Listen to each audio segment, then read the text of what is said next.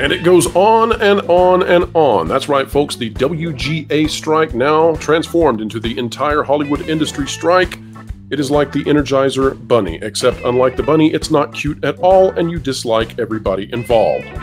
Well, it's time to discuss why this thing is going to continue on, and to discuss how you can share with your family and friends the real reasons that they are not going to have TV shows or movies starting in late 2024.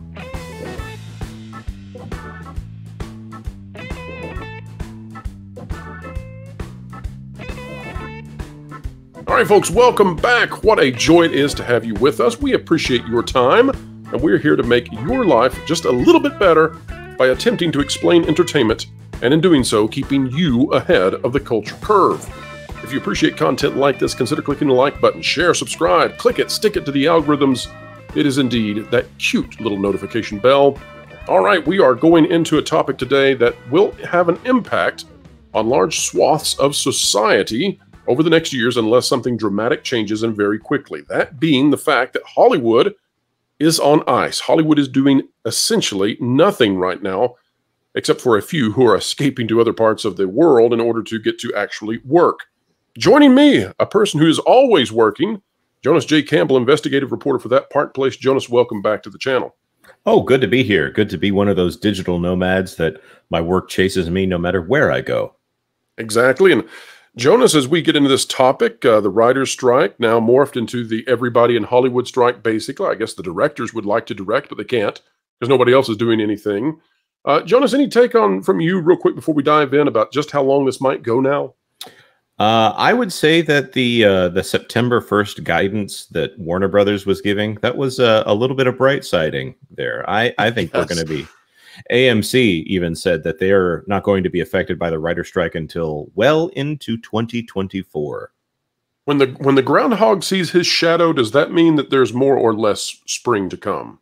Whew. I don't remember which way that works. Do you know? I don't know. All I know is the groundhog is a coward. Well, if there were a groundhog in this situation, all I can tell you is this groundhog would probably never even come out of his little burrow. He would stay right there in his fake log in Punxsutawney, because this thing is getting ugly. It's never going to end. He has to be stopped. Thank you, Bill. Well, I mean, Phil. All right, continuing on, one of the greatest movies of all time, folks. If you don't get that reference, we're going to help you out later this year, I'm sure. The Writers Guild strike, not expected to be resolved anytime soon. This out of Forbes. Derek Blaine is the writer here. Says the Writers Guild on Thursday sent out an incendiary message to its members saying that a meeting tomorrow telling members that management may not be willing yet to cede serious ground in negotiations. This is the equivalent of throwing a grenade into this drama and will likely set back any potential settlement for some time. Rather than throwing out an olive branch, the Writers Guild of America has decided to throw out a torch and make the situation already more fiery than it has been in recent weeks. And lest, folks, you think that this article is heavily slanted, we will get into some of these demands that came out, and, well, they're way out there. A story in the Hollywood Reporter blared, writers blast latest AMPTF efforts to resume negotiations, insulting and out of touch. Member of the WGA expressed their frustration about reports that SAG-AFTRA threw an olive branch to studios and the major streamers to determine if there was a path forward. We could keep going, folks, but it's all bad. Nothing good here in terms of when they are going to get back to the business of show business.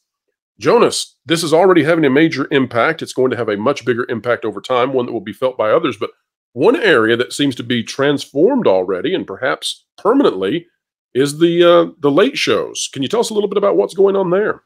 Well, the late shows, as they used to be such an integral part of everyone's daily life, they seem to have faded away. Whether or not it was habitual viewing after Jay Leno left and Conan O'Brien went over to TBS and all that fallout there, the generation that watched all of those late night shows seems to have stopped watching the late night shows as they try to reinvigorate to this younger audience. And writers' rooms were pretty essential to those late night shows. In fact, I'm not trying to be callous to anyone who works on one of those right now, but I couldn't tell you who is still on and who has been canceled and who is keeping the lights on there.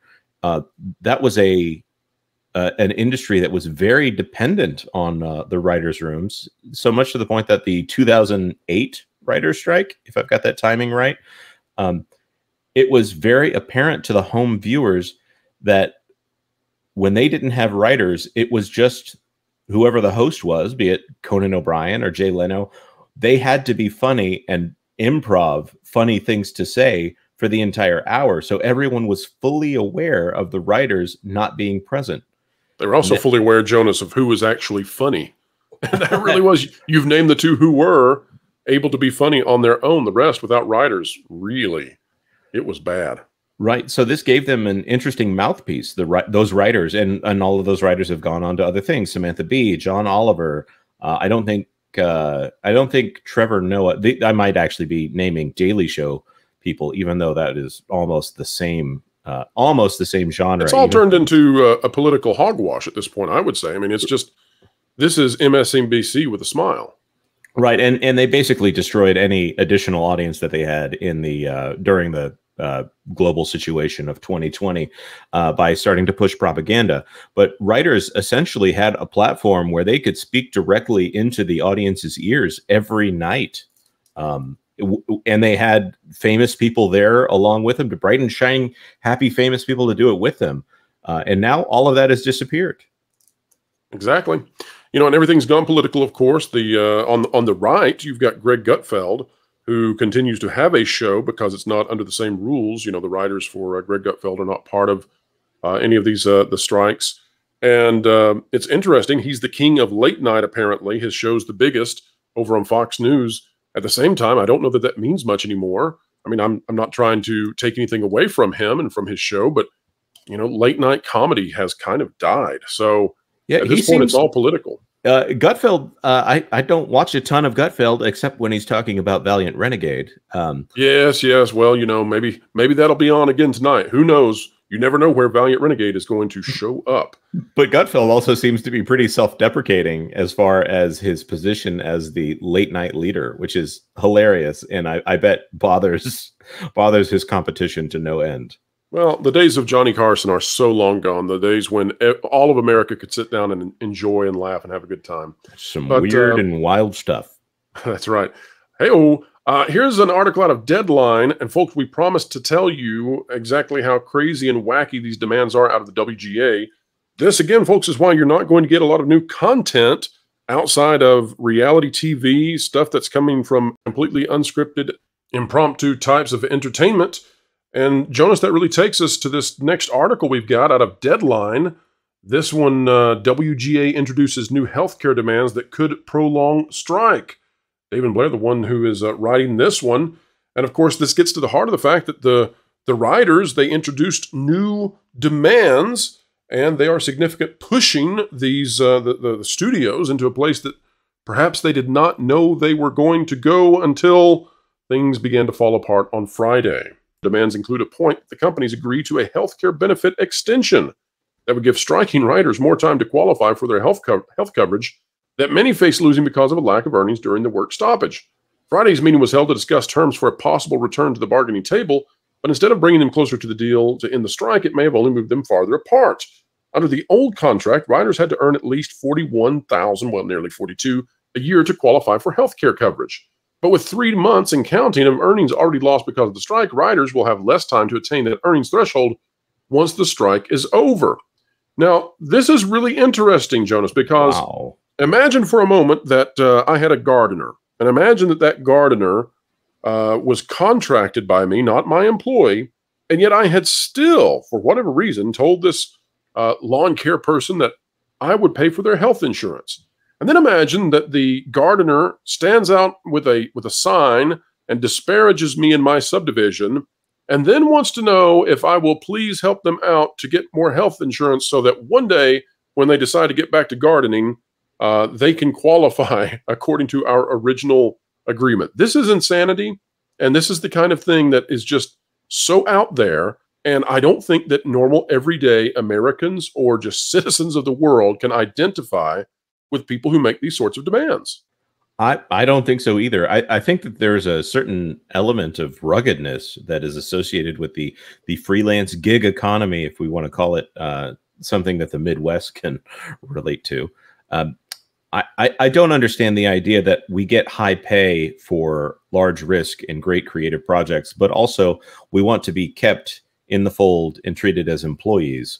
I think when you start giving people power over your insurance, that needs to be that means you're in a more of an ongoing relationship, and that seems to be what the WGA is pushing for here. Not excelling, but instead formalizing. I mean, of course, a union contract is formalizing, but making this to where they are within the company themselves. You know, Jonas, the other thing they're doing is they want to increase the writers' room significantly at a time when it seems like technology is moving us to a place where you don't need as many writers. So not only then are the studios having to, if they agree to any of this, accept more writers at a time that they don't need them, but then they've got to pick up the health insurance for these writers who are not actually their employees. This is all a bunch of kookiness. Absolutely. This is a funny thing. I think they need to decide what the name of this company is here, the American Motion Picture TP. The other article called them the AMPTF. It's hard to keep track, isn't it? It's just so hard when you're dealing with all this TP. But well, Jonas, who do you think is going to win this thing? We're sort of in an impasse right now. Nobody knows who's going to come out on the winning side, or who's going to give and who's going to break. Where do you think this ends up going? I think that, unfortunately, the studios have all the power right now. The studios are the ones that have to keep the lights on. The studios are the ones that have the war chest. The studios are the ones that seem to have, somehow they have made it so that the studios have a neutral position here. I'm not saying that they have the popular support behind them, but the writers and the actors coming forward and talking about all the things they want when it seems like things are going mostly fine. The one thing that I think they really need to push here is that $41,000 figure. In the Midwest, $41,000 is a pretty good living for an average person. I think in New York and California, that is almost poverty level. Yeah, it probably is poverty level, especially if it's the sole income of the household. The thing I find here, though, Jonas, is that I just don't see that anybody is coming off looking good in any of this. And that's partially because of what Hollywood has done to itself. When we look at some of the movies in the last 2 or 3 years, audiences don't seem to connect with those. That means that there's a disconnect between the writers and the people who are enjoying what, well, you would assume that they wrote. At the same time, we're living in a time when there are not that many Hollywood stars anymore because people kind of have looked behind the veil using social media, and they don't tend to like what these actors and actresses are doing for the most part. Now, there are some exceptions, but many of these people don't come across very well. You know, I would disagree with you in order to agree with you. I would say they are connecting with the audience, but more in the same way that a good right hook might connect to the audience.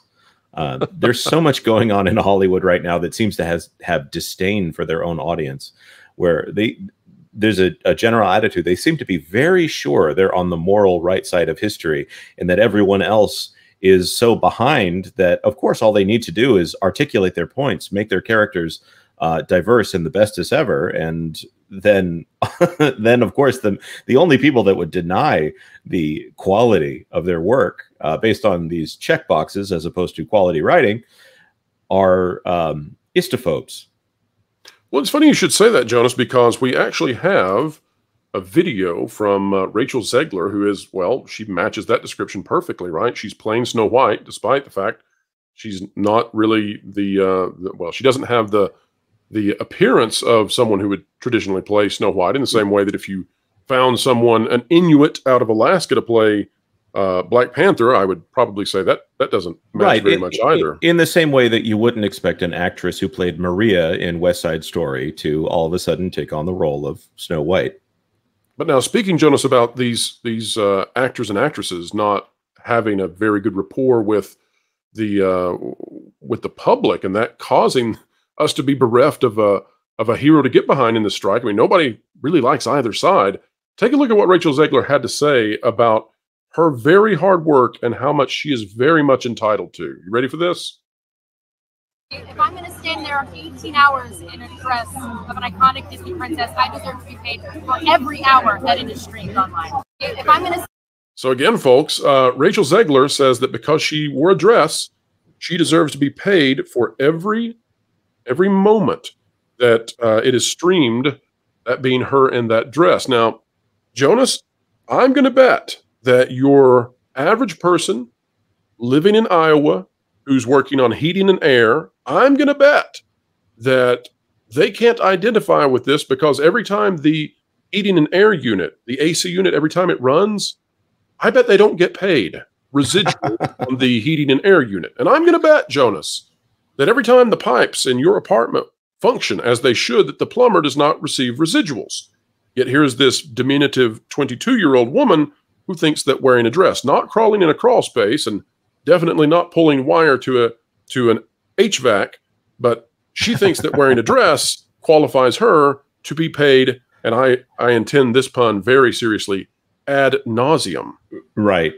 And I in some ways it's so easy because she says it's the wearing the dress for 18 hours. Well, if she's delivering a command performance, if she's there and she's charismatic and she's all those things that make a movie great, yes, you deserve to be paid your residuals. If somebody's going to get a residual, yes, okay, negotiate that into your contract. Does you every think she's person? Getting stiffed?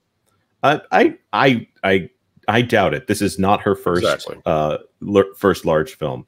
Now, that being said, if we're just talking about somebody wearing the costume, I do believe those 1990s Batman costumes were in the 50 to 60 pound range. The Mr. Freeze costume, I remember reading an article in Disney Afternoon back in the day that said that Arnold Schwarzenegger had an extra 60 pounds put on him whenever he put on that Mr. Freeze costume. Now, you remember Eureka's Castle, the very dated puppet show that was on Nickelodeon back in the 80s and 90s?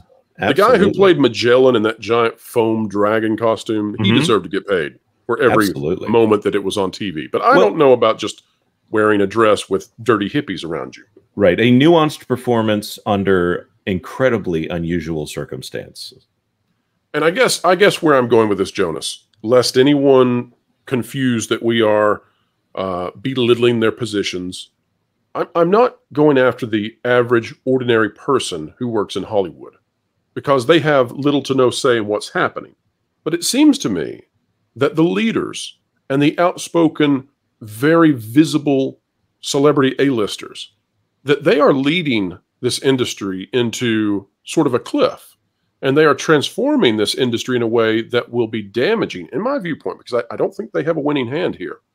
They're moving this industry into a place where the corporations will come away with more power, not less. And the corporations will have the ability to move away from these everyday, hardworking, average citizens in California and elsewhere, Atlanta and the other places where these movies get made.